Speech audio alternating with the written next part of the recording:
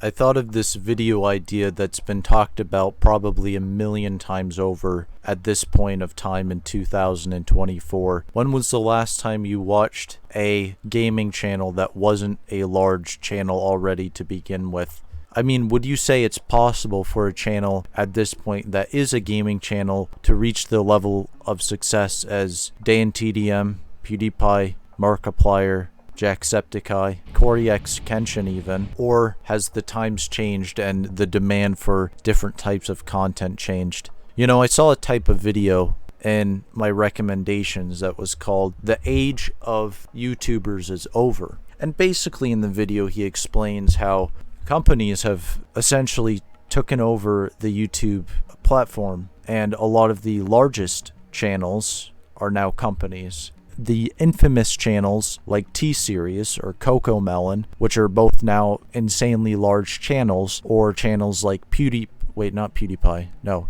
he's actually an individual creator. Good for him. Mr. Beast.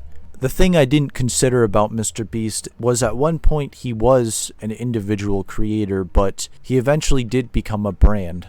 I'd say that at this point of time, is it even possible? Well, being a gaming YouTuber, you want to do something that captivates people, but at the same time you want to do something that's different. I mean, look at Dream, for example. I know this was back in 2021, but TikTok was definitely very popular still at that point. But Dream was a long-form content creator who made Minecraft videos. Same with Tommy Innit and a few others. What would you say the differences for those channels are? They make something that's clickable. When we say, oh, gaming is dead, it goes either of two ways. The channels that created the channels at the time earlier on in YouTube got to where they are at a really good point to make a gaming channel. Let's be fair. Before 2010, I wouldn't say there's exactly that many Minecraft episode 64 videos that were being made of you playing and commentary style playing a game. And that kind of became the big trend because, well, that was considered what was high quality content at the time. And to be honest, I think a lot of people dug it, and it was something that we liked to see. It was authentic. It was people at a time of YouTube when individual creators were the ones that were still reigning at the top of YouTube.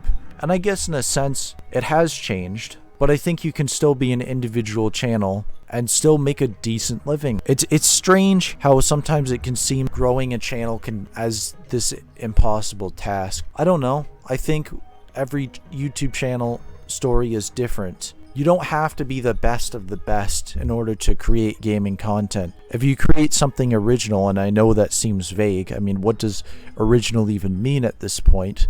Do you have a personality that people like? Have you tried something, for example, speedruns, that might have not even been talked about by other people beforehand? Or building the entire solar system? And if you were the first person to ever build the entire solar system, then it would probably get some sort of attention. It's funny how sometimes things can seem like an anomaly. It can seem like channels, like it's rigged, but also that it's do what you enjoy doing with YouTube. I think chasing fame is not an unknoble goal, but I wouldn't say that it is anyone's first priority. And to be honest, a lot of gaming channels, I think that is the first priority, is getting those big numbers. But if you create something that has been already created 1,000 times, I can't really guarantee views for you. And in fact, that's why a lot of people skip over those. Quite frankly though, I guess YouTube in some ways is rigged. In that video I watched, he was talking about how those corporations make the most money, but I wouldn't say hope is all lost. People still like authenticness over fakeness.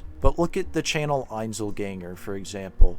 A philosophical channel that talks about different aspects of life. Or Psych2Go, which has 11 million subscribers, talks about health problems. People still want things that connect to them. Big does not equal bad or corrupt. I put Markiplier and Jacksepticeye in the thumbnail of this video because they're perfect examples of gaming YouTubers that really hit the spot with gaming content as a whole. They played the most trendy games, which I question whether they enjoyed it because they have quite a few videos. Just quite a few, and playing games like Five Nights at Freddy's, which holy shit, those got a lot of views. I don't think that's an accident. I mean, Five Nights at Freddy's was crazy popular in 2014 to 2015 and 16 because that was a thing. And I mean, there's a reason why Markiplier was named the king of YouTube. Or not the king of YouTube, that was PewDiePie. King of Five Nights at Freddy's. So actually wasn't in the Five Nights at Freddy's film. I do get nostalgic though, looking back at old YouTube and how times have changed. I'm not the only one who's done that. Looking back at and watching Slender the 8 Pages, Markiplier, one of Markiplier's earlier videos, or Slendy Tubbies, or Jeff the Killer, or some shit like that. Those old horror games. Amnesia: The Dark Descent. They're so low. They're so low quality to what the standards would be today on a YouTube video. And I mean, I would say that's pretty much a lot of the reason why maybe gaming has changed. Look at it. The quality is not that great. If he did all of that today, he'd be a much smaller channel. It was a point in YouTube where people didn't really know what to expect from gaming. At this point, most things with gaming has been done. Most things with gaming has been seen. You've seen every GTA 5 cheat code. You've seen every Minecraft speedrun. You've seen every Minecraft Let's Play and mod that exists in the entirety of humanity. But there's always something lurking in the corner that hasn't been discovered. Something so distant out there in the galaxy that's just waiting to be discovered in the gaming field. We've circled around several times and haven't really reached out in our full capacity. I tried doing gaming for a while and, you know, I noticed something interesting. I focused heavily on the game Terraria, and that was one of my favorite games of all time. So it helped that I enjoyed a game that I made over 200 videos on. Some popped off and some quite didn't, but it was an experiment that lasted for about 9 months on my channel, and it got me somewhere. It actually got me a huge amount of boost in views, and I think to an extent it did work, but I was also doing something and editing with high quality content that wasn't really being done like I was doing it. I was doing it in a way that was unique. Even if they were just silly little videos of me playing my favorite game, I still think they were edited in a way that was entertaining and true to myself. And my friend that I played it with, I think he would agree with me on that. There was a point though when the views did start to die down, but it was also a point when I stopped enjoying the game like I once did. And that's when I started switching and experimenting with my content. That's what I meant. And then everything changed for the better. Heck, I have a shitpost channel where I'm going to be posting a shit ton of those kind of videos. Maybe that's an idea that you could do, you know, so you could balance the lower quality gaming videos with the higher quality documentary videos, or whatever you do, whatever kind of content you do. And if gaming is really your thing at heart, I wouldn't say give it up completely, even if the algorithm isn't in your favor. Gaming is different than what it was in 2012. It's deliberate. The demand for what people call higher quality content has changed because people's focus has changed. To be fair, no trend stays forever. It doesn't matter whether it be clothes, furniture, architecture, music, everything changes. At YouTube, that's a part of change as well. We can argue like boomers about the past and say that gaming is dead, gaming is not what it once was. But look at Markiplier and Jacksepticeye at this point.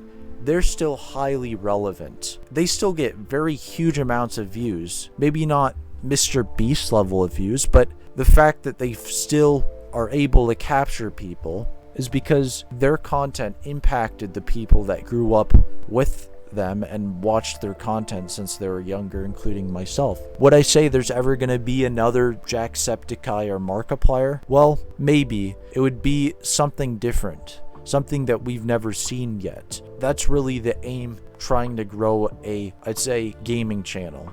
Anyways, that's about it for this video, but I'd like you to watch a bit of clips from my old videos. You'll see exactly why, well, some of them did well. Want the purple thing? I want the dildo, man. Give me the dildo. Kill me! Connor, but what if I don't want to kill you? What happens then, Connor? Oh my god. Connor, I don't like that. I don't like that sound. Oh my god, dude. Okay, I'm about to bomb this motherfucker. I'd get out of the way if I were you. Just like, what? I'm not gonna be liberal with these bombs whatsoever. I'd get the fuck out of the way.